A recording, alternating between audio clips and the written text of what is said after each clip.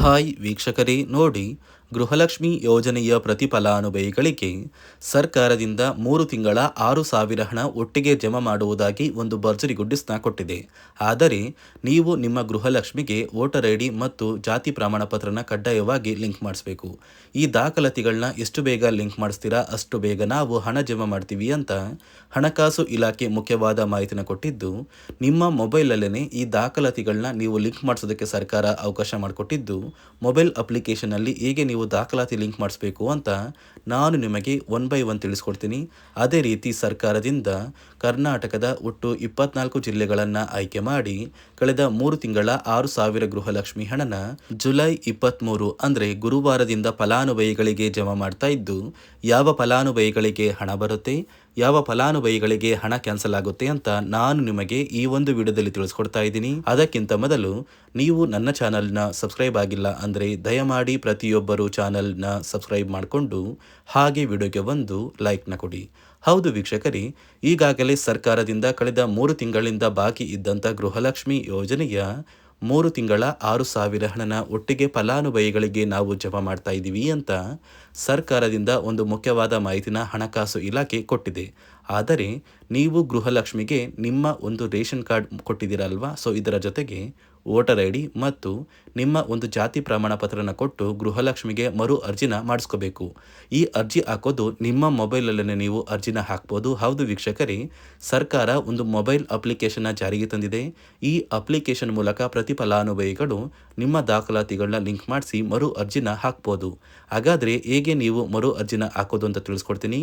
ಇದರ ಜೊತೆಗೆ ಸರ್ಕಾರ ಕರ್ನಾಟಕದ ಒಟ್ಟು 24 ಜಿಲ್ಲೆಗಳನ್ನು ಆಯ್ಕೆ ಮಾಡಿ ಒಟ್ಟು ಕಳೆದ 3 ತಿಂಗಳ 6,000 ಗೃಹಲಕ್ಷ್ಮಿ ಹಣನ ಜಮಾ ಮಾಡ್ತಾ ಇದ್ದು, ಜುಲೈ 23 ಅಂದರೆ ಗುರುವಾರದಿಂದ ಕರ್ನಾಟಕದ ಪ್ರತಿ ಫಲಾನುಭವಿಗಳಿಗೆ ಹಣ ಬರ್ತಾ ಇದ್ದು, ಯಾರಿಗೆಲ್ಲ ಹಣ ಜಮಾ ಆಗುತ್ತೆ ಮತ್ತು ಯಾವ ಫಲಾನುಭವಿಗಳಿಗೆ ಹಣ ಕ್ಯಾನ್ಸಲ್ ಆಗುತ್ತೆ ಅಂತ ನಾನು ನಿಮಗೆ ಈ ಒಂದು ವಿಡಿಯೋದಲ್ಲಿ ಸಂಪೂರ್ಣವಾಗಿ ತಿಳಿಸ್ಕೊಡ್ತೀನಿ. ನೋಡಿ ವೀಕ್ಷಕರೇ, ಮೊದಲು ಸರ್ಕಾರ ಯಾವ ಕಾರಣಕ್ಕೆ ಗೃಹಲಕ್ಷ್ಮಿ ಯೋಜನೆಗೆ ಹೊಸ ರೀತಿಯ ಒಂದು ನಿಯಮಗಳನ್ನ ತಂದಿದೆ ಅಂದರೆ, ಇಲ್ಲಿ ಗೃಹಲಕ್ಷ್ಮಿಯಲ್ಲಿ ಸುಮಾರು 6ರಿಂದ 7 ಲಕ್ಷಕ್ಕಿಂತ ಅಧಿಕ ಮಹಿಳೆಯರ ಹತ್ರ ಒಂದು ವೋಟರ್ ಐ ಡಿ ಕಾರ್ಡ್ ಇಲ್ಲ. ಅಂದರೆ ವೋಟರ್ ಐ ಡಿ ಇಲ್ಲ ಅಂದರೂ ಕೂಡ ಅವರು ಸರ್ಕಾರದಿಂದ ಬರುವ ಗೃಹಲಕ್ಷ್ಮಿ ಹಣನ ಪಡಿತಾ ಇದ್ದಾರೆ.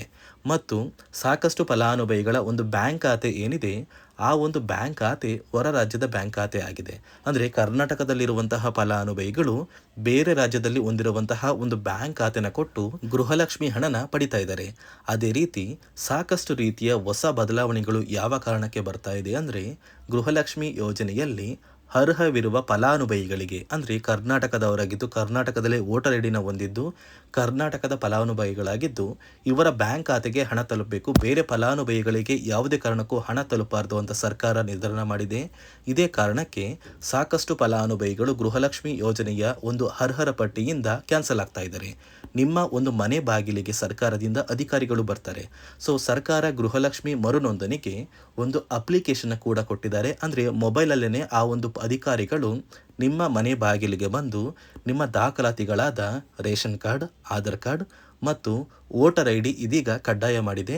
ಅದೇ ರೀತಿ ಜಾತಿ ಪ್ರಮಾಣ ಪತ್ರ ಬೇಕಾಗುತ್ತಂತ ನೀವು ಕೇಳಿದ್ರೆ, ಸದ್ಯಕ್ಕೆ ಸರ್ಕಾರ ಯಾವುದೇ ರೀತಿಯ ಜಾತಿ ಪ್ರಮಾಣ ಪತ್ರನ ಕೇಳ್ತಾ ಇಲ್ಲ. ಬದಲಿಗೆ ನಿಮ್ಮ ಒಂದು ಪತಿಯ ಆಧಾರ್ ಕಾರ್ಡ್, ನಿಮ್ಮ ಆಧಾರ್ ಕಾರ್ಡ್, ನಿಮ್ಮ ಒಂದು ವೋಟರ್ ಐ ಡಿ ಮತ್ತು ನಿಮ್ಮ ಒಂದು ಮನೆಯ ರೇಷನ್ ಕಾರ್ಡ್ನ ಕೊಟ್ಟು ನೀವು ಗೃಹಲಕ್ಷ್ಮಿಗೆ ಮರು ನೋಂದಣಿನ ಮಾಡ್ಕೋಬೇಕು.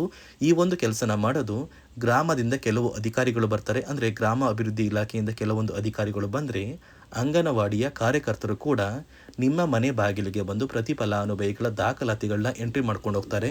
ಸೊ ಆ ಒಂದು ಫಲಾನುಭವಿಗಳು ಎಂಟ್ರಿ ಮಾಡಿದ ನಂತರ ಸರ್ಕಾರದಿಂದ ನಿಮಗೆ ಒಂದು ನೋಟಿಫಿಕೇಶನ್ ಬರುತ್ತೆ. ನಿಮ್ಮ ಮೊಬೈಲ್ ನಂಬರ್ ಏನಿದೆ ಆ ಒಂದು ಮೊಬೈಲ್ ನಂಬರ್ಗೆ ಒಂದು ಮೆಸೇಜ್ ಬರುತ್ತೆ. ಅಂದರೆ ನಿಮ್ಮ ಗೃಹಲಕ್ಷ್ಮಿ ಮರು ನೋಂದಣಿ ಅರ್ಜಿನ ನಾವು ಸ್ವೀಕಾರ ಮಾಡಿದ್ದೀವಿ ಮತ್ತು ಮುಂದಿನ ದಿನಗಳಲ್ಲಿ ನಿಮ್ಮ ಒಂದು ಗೃಹಲಕ್ಷ್ಮಿ ಹಣನ ನಿಮ್ಮ ಬ್ಯಾಂಕ್ ಖಾತೆಗೆ ಜಮಾ ಮಾಡ್ತೀವಿ ಅಂತ ಸರ್ಕಾರದಿಂದಲೇ ಒಂದು ಮೆಸೇಜ್ನ ಕಳಿಸ್ತಾರೆ. ಆದರೆ ನೀವು ನಿಮ್ಮ ಮೊಬೈಲ್ ನಂಬರ್ನ ಆಕ್ಟಿವ್ ಆಗಿರುವಂತಹ ಮೊಬೈಲ್ ನಂಬರ್ನ ಕೊಡಬೇಕು. ಯಾಕಂದರೆ ನಿಮ್ಮ ಬ್ಯಾಂಕ್ ಖಾತೆಗೆ ಲಿಂಕ್ ಆಗಿರುವಂತಹ ಮೊಬೈಲ್ ನಂಬರ್ ಬೇರೆ ಇರುತ್ತೆ ಮತ್ತು ನೀವು ಹೊಂದಿರುವಂತಹ ಒಂದು ಮೊಬೈಲ್ ನಂಬರ್ ಬೇರೆ ಇರುತ್ತೆ. ಇದೇ ಕಾರಣಕ್ಕೆ ಕರೆಕ್ಟ್ ಆಗಿರುವಂತಹ ಒಂದು ಮೊಬೈಲ್ ನಂಬರ್ನ ಕೊಟ್ಟರೆ ಆದಷ್ಟು ಬೇಗ ನೀವು ಮರು ಅರ್ಜಿನ ಹಾಕಿ ಗೃಹಲಕ್ಷ್ಮಿ ಹಣನ ಪಡ್ಕೋಬೋದು. ಅದೇ ರೀತಿ ನೀವು ಹೊಂದಿರುವ ಬ್ಯಾಂಕ್ ಖಾತೆ ಏನಿದೆ ಆ ಒಂದು ಬ್ಯಾಂಕ್ ಖಾತೆನ ನೀವು ಆ್ಯಕ್ಟಿವ್ ಆಗಿ ಇಟ್ಕೋಬೇಕು. ಅಂದರೆ ಯಾವುದೇ ರೀತಿಯ ಒಂದು ವಹಿವಾಟನ್ನು ನಡೆಸ್ತಾ ಇಲ್ಲ ಅಂದರೆ ನಿಮ್ಮ ಒಂದು ಬ್ಯಾಂಕ್ ಖಾತೆಗೆ ಗೃಹಲಕ್ಷ್ಮಿ ಹಣ ಖಂಡಿತವಾಗಿಯೂ ಬರೋದಿಲ್ಲ.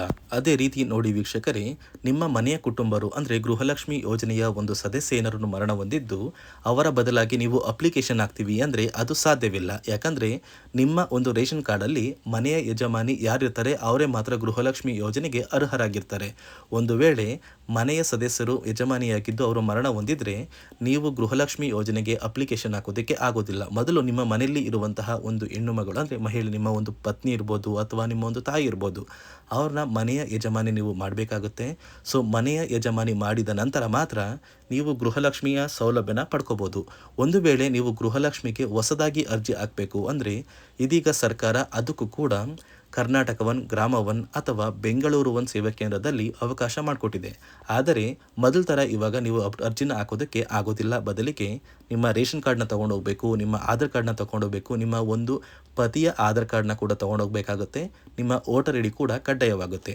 ನಿಮ್ಮ ವೋಟರ್ ಐ ಡಿ ನಿಮ್ಮ ಹತ್ರ ಇದ್ದರೆ ಮಾತ್ರ ನೀವು ಗೃಹಲಕ್ಷ್ಮಿ ಯೋಜನೆಯ ಒಂದು ಅರ್ಹತೆಯನ್ನು ಪಡ್ಕೋತೀರಾ. ಒಂದು ವೇಳೆ ವೋಟರ್ ಐ ಡಿ ಇಲ್ಲ, ರೇಷನ್ ಕಾರ್ಡ್ ಇದೆ, ಆಧಾರ್ ಕಾರ್ಡ್ ಇದೆ ಅಂದರೆ ಇನ್ನು ಮುಂದೆ ನಿಮ್ಮ ಬ್ಯಾಂಕ್ ಖಾತೆಗೆ ಸರ್ಕಾರ ಗೃಹಲಕ್ಷ್ಮಿ ಹಣನ ಖಂಡಿತವಾಗಿಯೂ ಜಮಾ ಮಾಡೋದಿಲ್ಲ. ಯಾಕಂದರೆ ಪ್ರತಿ ವರ್ಷವೂ ಕೂಡ ಸರ್ಕಾರ ವೋಟರ್ ಐ ಡಿನ ಬಿಡುಗಡೆ ಮಾಡುತ್ತೆ, ಅಂದರೆ ವೋಟರ್ ಲಿಸ್ಟ್ನ ಬಿಡುಗಡೆ ಮಾಡುತ್ತೆ. ಈ ಒಂದು ಲಿಸ್ಟಲ್ಲಿ ಕೆಲವು ಫಲಾನುಭವಿಗಳ ಒಂದು ಹೆಸರನ್ನ ಕ್ಯಾನ್ಸಲ್ ಮಾಡುತ್ತೆ. ಒಂದು ವೇಳೆ ನಿಮ್ಮ ವೋಟರ್ ಐ ಡಿ ಏನಾದರೂ ಕ್ಯಾನ್ಸಲ್ ಆಗಿದ್ದರೆ ನಿಮ್ಮ ಬ್ಯಾಂಕ್ ಖಾತೆಗೆ ಗೃಹಲಕ್ಷ್ಮಿ ಹಣನ ಸರ್ಕಾರ ಕ್ಯಾನ್ಸಲ್ ಮಾಡುತ್ತೆ. ಈ ಕೂಡಲೇ ನೀವು ನಿಮ್ಮ ದಾಖಲಾತಿಗಳು ಎಲ್ಲ ಕೂಡ ಸರಿ ಇದೆ ಅಂತ ತಿಳ್ಕೊಳ್ಳಿ. ಹಾಗಾದರೆ ಮಾತ್ರ ನೀವು ಗೃಹಲಕ್ಷ್ಮಿ ಯೋಜನೆಗೆ ಅರ್ಹರಾಗಿರ್ತೀರ. ಸರ್ಕಾರ ಯಾವ ಕಾರಣಕ್ಕೆ ಈ ರೀತಿಯ ಹೊಸ ಬದಲಾವಣೆಗಳನ್ನ ತರ್ತಾ ಇದೆ ಅಂದರೆ ಇಲ್ಲಿಯವರೆಗೂ ಸುಮಾರು 60 ಕೋಟಿಗಿಂತ ಅಧಿಕ ಮೊತ್ತನ ಸರ್ಕಾರ ನಷ್ಟ ಮಾಡಿಕೊಂಡಿದೆ. ಅಂದರೆ ಫಲಾನುಭವಿಗಳು ನಮ್ಮ ಕರ್ನಾಟಕದವರೇ ಅಲ್ಲ, ಅಂತಹ ಫಲಾನುಭವಿಗಳಿಗೂ ಕೂಡ ಸರ್ಕಾರದಿಂದ ಹಣ ಹೋಗಿದೆ ಮತ್ತು ಸಾಕಷ್ಟು ಫಲಾನುಭವಿಗಳು ಮರಣ ಹೊಂದಿದ್ದಾರೆ.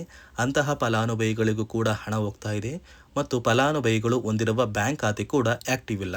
ಅಂತಹ ಫಲಾನುಭವಿಗಳಿಗೂ ಕೂಡ ಹಣ ಹೋಗಿದೆ ಮತ್ತು ಸಾಕಷ್ಟು ಫಲಾನುಭವಿಗಳು ಏನು ಮಾಡಿದ್ದಾರೆ ಅಂದರೆ ಅವರ ಮನೆ ಕುಟುಂಬದ ಯಜಮಾನಿ ಅಂದರೆ ಹೆಡ್ ಆಫ್ ದ ಫ್ಯಾಮಿಲಿ ಇರ್ತಾರಲ್ಲ, ಸೊ ಆ ಒಂದು ಮಹಿಳೆ ಮರಣ ಹೊಂದಿರ್ತಾರೆ. ಸೊ ಏನೋ ಒಂದು ಕಾರಣದಿಂದ ಮರಣ ಹೊಂದಿದ್ದು ಅವರ ಬ್ಯಾಂಕ್ ಖಾತೆಗೆ ಬರುವ ಗೃಹಲಕ್ಷ್ಮಿ ಹಣನ ಒಂದು ATM ಮೂಲಕ ವಿತ್ಡ್ರಾ ಮಾಡಿದ್ದಾರೆ ಮತ್ತು ಫೋನ್ಪೇ ಮೂಲಕ ಟ್ರಾನ್ಸ್ಫರ್ ಮಾಡ್ಕೊಂಡಿದ್ದಾರೆ. ಇದೀಗ ಸರ್ಕಾರ ಈ ರೀತಿಯ ಒಂದು ಹೊಸ ಬದಲಾವಣೆಗಳನ್ನ ಜಾರಿಗೆ ತಂದರೆ ಯಾರಿಗೂ ಕೂಡ ಗೃಹಲಕ್ಷ್ಮಿ ಹಣ ಮೋಸ ಆಗೋದಿಲ್ಲ ಮತ್ತು ಪ್ರತಿ ಫಲಾನುಭವಿಗಳಿಗೆ ಹಣ ಬಂದೇ ಬರುತ್ತೆ ಅಂತ ಆದೇಶ ಕೊಟ್ಟಿದೆ. ನೀವು ಕೇಳ್ಬೋದು ವೀಕ್ಷಕರೇ, 3 ವರ್ಷದಿಂದ ಯಾವುದೇ ಕಾರಣಕ್ಕೂ ನಮಗೆ ಗೃಹಲಕ್ಷ್ಮಿ ಯೋಜನೆ ಹಣ ಮಿಸ್ ಆಗಿಲ್ಲ. ಸೊ ಇದೀಗ ಏನಕ್ಕೆ ಸಡನ್ ಆಗಿ ಈ ಥರ ಬದಲಾವಣೆಗಳು ಬರ್ತಾ ಇದೆ ಅಂದರೆ ಸರ್ಕಾರದಿಂದ ಕೆಲವು ಅಧಿಕಾರಿಗಳು ಒಂದು ಚರ್ಚೆ ನಡೆಸಿದ್ದಾರೆ. ಒಂದು ಸಭೆಯಲ್ಲಿ ಗೃಹಲಕ್ಷ್ಮಿ ಯೋಜನೆಯ ಕುರಿತು ಒಂದು ಸಭೆ ಮಾಡಿದಾಗ ಅಲ್ಲಿ ಗೃಹಲಕ್ಷ್ಮಿ ಯೋಜನೆಯಲ್ಲಿ ಸಾಕಷ್ಟು ರೀತಿಯ ಲೋಪದೋಷಗಳು ಕಂಡು ಬಂದಿದೆ. DBT ಮೂಲಕ ನಿಮ್ಮ ಬ್ಯಾಂಕ್ ಖಾತೆಗೆ ಹಣನ ಹಾಕಬೇಕಾದ್ರೆ ಸಾಕಷ್ಟು ಫಲಾನುಭವಿಗಳಿಗೆ ಹಣ ಹೋಗ್ತಾ ಇದೆ. ಸಾಕಷ್ಟು ಫಲಾನುಭವಿಗಳಿಗೆ ಹಣ ಹೋಗಿದ್ರು ಅವರ ಬ್ಯಾಂಕ್ ಖಾತೆಗೆ ಜಮಾ ಆಗ್ತಾ ಇಲ್ಲ, ಬದಲಿಗೆ ಆ ಒಂದು ಹಣ DBTಯಲ್ಲೇ ಸ್ಟಕ್ ಆಗ್ತಾ ಇದೆ. ಮತ್ತು ಸರ್ಕಾರಕ್ಕೂ ಕೂಡ ಆ ಒಂದು ಹಣ ಬರ್ತಾ ಇಲ್ಲ. ಮತ್ತು ಸರ್ಕಾರ ಹಾಕಿರುವ ಹಣ ಇನ್ನೂ ಕೂಡ ಹಾಗೇ ಇದೆ. ಸಾಕಷ್ಟು ಫಲಾನುಭವಿಗಳು ಆ ಒಂದು ಹಣನ ಯೂಸ್ ಕೂಡ ಮಾಡ್ತಾ ಇಲ್ಲ, ಅಂದರೆ ಅದು ಬ್ಯಾಂಕ್ ಖಾತೆಯಲ್ಲಿ ಹಂಗೇನೆ ಇದೆ. ಇದೇ ಕಾರಣಕ್ಕೆ ಸರ್ಕಾರ ಈ ರೀತಿಯ ಹೊಸ ಬದಲಾವಣೆಗಳನ್ನ ತಂದಿದ್ದು, ಯಾರೆಲ್ಲ ಫಲಾನುಭವಿಗಳು ಸರ್ಕಾರಕ್ಕೆ ತೆರಿಗೆನ ಕಟ್ತಾ ಇದ್ದೀರಾ, ಗೌರ್ನಮೆಂಟ್ ಜಾಬಲ್ಲಿದ್ದೀರಾ ಮತ್ತು ಇನ್ಕಮ್ ಟ್ಯಾಕ್ಸ್ನ ಪೇ ಮಾಡ್ತಾ ಇದ್ದೀರಾ, ಇಂತಹ ಫಲಾನುಭವಿಗಳ ಹೆಸರನ್ನ ಇನ್ನು ಮುಂದೆ ಸರ್ಕಾರ ಗೃಹಲಕ್ಷ್ಮಿ ಯೋಜನೆಯಿಂದ ಕ್ಯಾನ್ಸಲ್ ಮಾಡಿದೆ. ನಿಮ್ಮ ಒಂದು ರೇಷನ್ ಕಾರ್ಡ್ BPL ರೇಷನ್ ಕಾರ್ಡಿಂದ APL ಆಗಿದ್ರು ಕೂಡ ನೀವು ಗೃಹಲಕ್ಷ್ಮಿ ಯೋಜನೆಯನ್ನು ಪಡೆಯೋದಕ್ಕೆ ಅರ್ಹರಾಗಿರ್ತೀರಾ. ಅದೇ ರೀತಿ ಸರ್ಕಾರ ಕರ್ನಾಟಕದ ಒಟ್ಟು 24 ಜಿಲ್ಲೆಗಳನ್ನು ಆಯ್ಕೆ ಮಾಡಿ ಇಂದು ಗುರುವಾರ ಜುಲೈ 23ರಿಂದ ಈ ಗೃಹಲಕ್ಷ್ಮಿ ಯೋಜನೆಯ 3 ತಿಂಗಳ 6,000 ಹಣನ ಜಮಾ ಮಾಡ್ತಾ ಇದ್ದು, ಈ 6,000 ಹಣ ಯಾವ ಜಿಲ್ಲೆಗಳಿಗೆ ಬರ್ತಾ ಇದೆ ಅಂದರೆ ಯಾದಗಿರಿ, ಉತ್ತರ ಕನ್ನಡ, ಉಡುಪಿ, ತುಮಕೂರು, ಶಿವಮೊಗ್ಗ, ರಾಮನಗರ, ರಾಯಚೂರು, ಮೈಸೂರು, ಮಂಡ್ಯ, ಕೊಪ್ಪಳ, ಕೋಲಾರ, ಕೊಡಗು, ಹಾವೇರಿ, ಹಾಸನ, ಕಲಬುರಗಿ, ಗದಗ, ಧಾರವಾಡ, ದಾವಣಗೆರೆ, ದಕ್ಷಿಣ ಕನ್ನಡ, ಚಿತ್ರದುರ್ಗ, ಚಿಕ್ಕಮಗಳೂರು, ಚಿಕ್ಕಬಳ್ಳಾಪುರ, ಚಾಮರಾಜನಗರ, ವಿಜಯನಗರ, ಬೀದರ್, ಬಳ್ಳಾರಿ, ಬೆಳಗಾವಿ, ಬೆಂಗಳೂರು ನಗರ, ಬೆಂಗಳೂರು ಗ್ರಾಮಾಂತರ ಮತ್ತು ಬಾಗಲಕೋಟೆ. ಹೀಗೆ ಸರ್ಕಾರ ಪ್ರತಿಯೊಂದು ಜಿಲ್ಲೆಗಳಿಗೂ ಒಟ್ಟು 3 ತಿಂಗಳ ಗೃಹಲಕ್ಷ್ಮಿ ಯೋಜನೆಯ 6,000 ಹಣನ ಜಮಾ ಮಾಡ್ತಾ ಇದೆ. ನಿಮ್ಮ ಬ್ಯಾಂಕ್ ಖಾತೆಗೂ ಕೂಡ ಆದಷ್ಟು ಬೇಗ ಈ ಗೃಹಲಕ್ಷ್ಮಿ ಹಣನ ಜಮಾ ಮಾಡುತ್ತೆ. ಈ ಒಂದು ವಿಡಿಯೋನ ನಿಮ್ಮ ಪ್ರತಿಯೊಂದು ಸ್ನೇಹಿತರಿಗೆ ಶೇರ್ ಮಾಡಿ, ಅವರ ಬ್ಯಾಂಕ್ ಖಾತೆಗೂ ಕೂಡ ಗೃಹಲಕ್ಷ್ಮಿ ಯೋಜನೆಯ 6,000 ಹಣ ಬರುತ್ತೆ ಅಂತ ತಿಳಿಸಿ ಅಂತ ಹೇಳ್ತಾ, ನಾನು ಕೊಟ್ಟಿರುವ ಮಾಹಿತಿ ನಿಮಗೆ ಇಷ್ಟ ಆಗಿದ್ದಲ್ಲಿ ನನ್ನ ಚಾನಲ್ನ ಸಬ್ಸ್ಕ್ರೈಬ್ ಮಾಡಿಕೊಂಡು ಹಾಗೆ ವಿಡಿಯೋಗೆ ಒಂದು ಲೈಕ್ನ ಕೊಡಿ.